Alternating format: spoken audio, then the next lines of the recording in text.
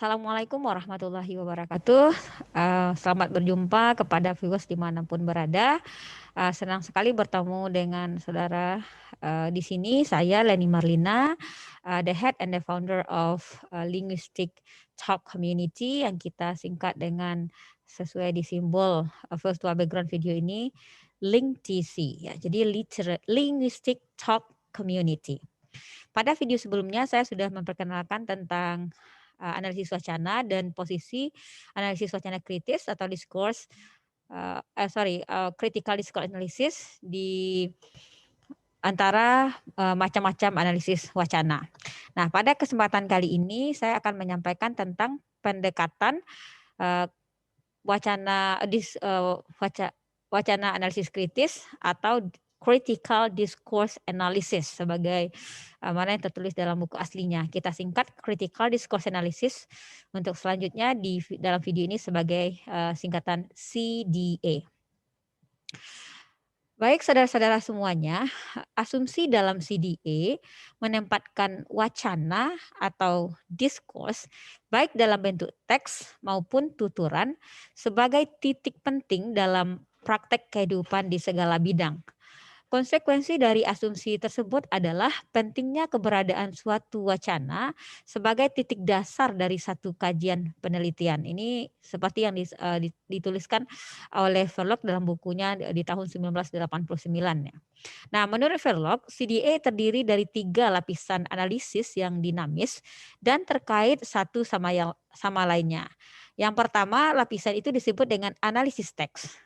Nah, lapisan kedua disebut analisis praktik kewacanaan. Dan lapisan ketiga disebut analisis praktik sosial. Kita urai satu persatu. Lapisan analisis pertama merupakan analisis teks atau juga disebut fase deskripsi.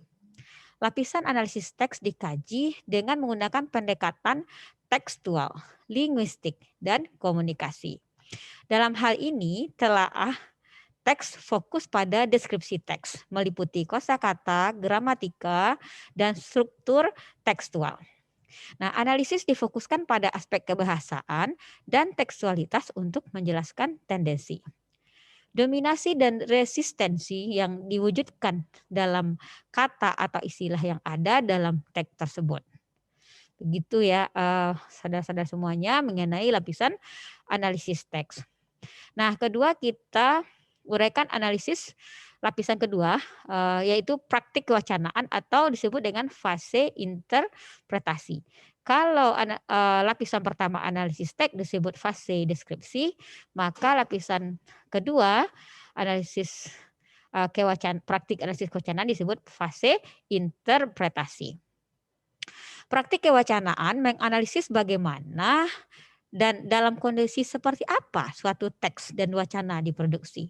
Nah, dalam tahap ini analisis difokuskan pada interpretasi teks, konteks situasional dan tipe diskursus, serta konteks intertekstualitas.